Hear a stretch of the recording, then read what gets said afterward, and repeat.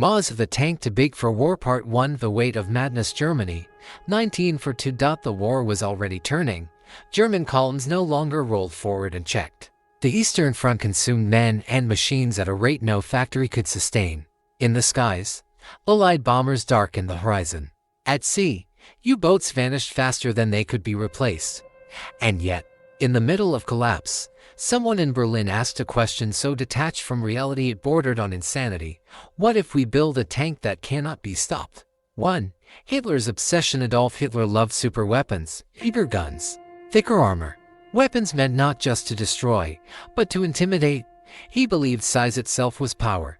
When reports reached him that Soviet tanks like the KV series and later the T-34 were resisting German fire, his response was not balance or efficiency. It was escalation. Make it invulnerable, he demanded. Make it so no enemy gun can penetrate it. Engineers exchanged glances. Someone dared to ask, how big? Hitler smiled. As big as necessary. 2. Birth of the Moz project was given to Porsche. On paper, it was monstrous. Weight, approximately 188 tons. Armor, up to 240 mm. Gun, 128 mm main cannon plus 75 mm secondary. Crew, 6 men. It was named Moz. Mouse. The irony was unintentional. This was not a tank. It was a moving bunker. 3. Steel without limits. When the first prototype took shape, even seasoned engineers were stunned. The hull alone looked like a naval vessel laid on land. The turret resembled a concrete pillbox torn from the Atlantic wall and mounted on tracks. Standing next to it, a man looked like a child beside a cathedral. Workers joked nervously, if this thing moves, physics has surrendered. 4. The first problem. Reality. Then came the questions no one wanted to answer. How do you transport it? How do you fuel it? How do you cross bridges that collapse under a fraction of its weight? The answers were troubling. No bridge could support it. Rail transport required disassembly and reinforced tracks. Fuel consumption was catastrophic, and if it broke down, there was no recovery vehicle on Earth that could tow it. 5.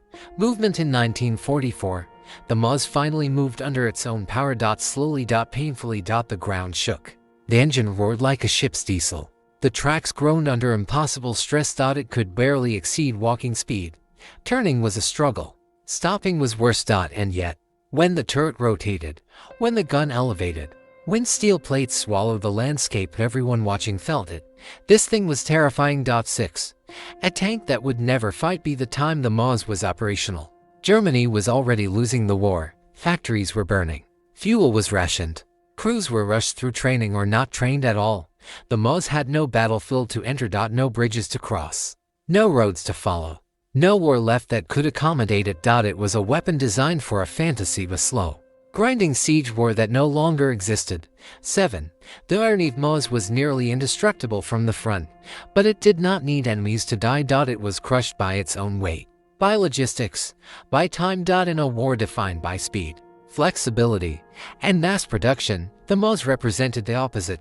Absolute power reduced to absolute uselessness. Maus. Part 2. A fortress that could not cross a bridge. Germany. 19 for 4. The Moz did not face its greatest enemy on the battlefield. It faced it in planning rooms, on maps, and at the edge of bridges that ended its journey before it began. Point 1. The question no one could answer when the Moz prototype stood completed, towering over the test grounds. One question echoed through every engineering meeting. How do you get it to the war? At nearly 190 tons, the Moz outweighed every tank that had ever existed. German infrastructure designed for trucks, trains, and panzers weighing a third of that was simply not built for a land battleship. Bridges collapsed under tanks half its size. Roads cracked. Rail lines bent. One officer reportedly asked, half joking, do we build bridges for the tank, or tanks for the bridges? No one laughed. 2. Rail transport. A nightmare. And steel rail transport was the backbone of German logistics. For the Moz, it became a nightmare. To move the tank by rail, the turret had to be removed. Special reinforced rail cars were required. Tracks had to be inspected and strengthened in advance. Even then, it was risky. A derailment would not delay operations. It would erase the Moz entirely, and unloading it at the front, that required cranes rarely available near combat zones, and time Germany no longer had. 3. The bridge problem and the battlefield. Bridges are lifelines. For the Moz, they were walls. No existing bridge could support its weight. Even reinforced crossings were unsafe. Engineers proposed solutions that bordered on absurdity, driving through rivers instead of over them, using a snorkel system to submerge and cross underwater, powering one Moz from another via cables during river crossings and paper. It sounded clever. In reality, it was madness. Riverbeds were unpredictable. Currents were strong. Mechanical failure underwater meant a 190-ton coffin. The Moz was a fortress that could not cross into the fight. For fuel, the silent Kalurth. Moz consumed fuel like a battleship. Its massive engine strained constantly just to move its own weight. In 1940 for Germany, fuel was already scarce. Sending a Moz to the front meant dozens of fuel trucks diverted from other units. A constant logistical tail vulnerable to air attack. A tank that could not retreat if fuel ran dry. A Moz without fuel was not a threat. It was a stationary monument. 5. Recovery. Impossible. Every tank breaks down. Tracks snap. Engines fail. Transmissions overheat. For normal tanks, recovery vehicles exist. For the Moz, none. If it became immobilized, it could not be towed, it could not be lifted. It could not be repaired. Quicklith's only solution was destruction by its own crew. A super weapon that had to be self-destructed if it sneezed was not a weapon. It was a liability. 6. The Moz moves. Barrel-littering trials at Kummersdorf.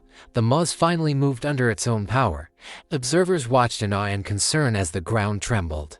Turning required careful planning. Sudden stops risked mechanical damage. Soft ground became a trap. It moved slower than infantry. And every meter traveled brought it closer to breakdown. The Moz could dominate space, but not time. 7.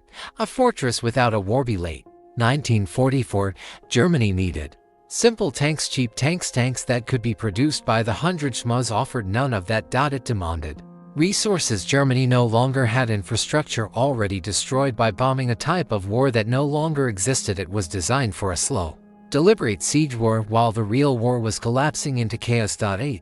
The realization of its creators began to understand the truth. The Moz was unbeatable in theory, unmovable in practice.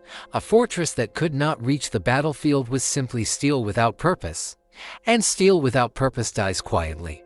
MAUS Part 3. Too late, too heavy, too slow. Germany. Late 1944. By the time the Moz was ready, the war it had been designed for was already dead. The German army no longer fought carefully planned campaigns. It fought retreats. It fought shortages. It fought time itself. Tanks were needed everywhere, immediately, not as symbols of power, but as tools of survival. And the Moz was none of those things. 1. A war that changed shape. In 1941, mass and armor had shocked the battlefield. In 1944, speed and numbers ruled everything. The Allies fielded thousands of tanks, T-34s rolling out of factories faster than they could be destroyed. Shermans flooding Europe with mechanical reliability. Even Germany's own Panther and Tiger II struggled under fuel shortages and air superiority had become industrial. The Moz belonged to an earlier fantasy, a belief that one perfect machine could dominate all others. That belief was obsolete. 2. Moz versus Relation paper. The Moz was unstoppable. No Allied tank gun could reliably penetrate its frontal armor. Its 128 mm cannon could destroy any enemy vehicle at extreme range, but war is not fought on paper. Against a T-34, the Soviet tank was lighter, faster, easier to repair. Built by the thousands, T-34s could surround, isolate, and destroy the Moz, or simply bypass it. Against a Sherman, the Sherman could not fight the Moz head-on, but it didn't need toy-called artillery, aircraft, tank destroyers. The Moz had no defense against air power. 3. The Sky Kills Jonsby 1944. Allied aircraft ruled the battlefield. Fighter bombers roamed freely, attacking fuel convoys, striking immobilized vehicles, hunting anything that could not hide or move. Quicklith Moz was huge, slow, impossible to camouflage effectively and spotted. It would become a priority target. Armor thickness meant nothing when bombs fell from above. 4. The tyranny of numbers. A single Moz consumed the steel of multiple medium tanks, the fuel of an entire armored unit, the time of dozens of engineers. For the same resources, Germany could field several Panthers, dozens of anti-tank guns, entire infantry units, and those units could fight everywhere. The Moz could fight almost nowhere. 5.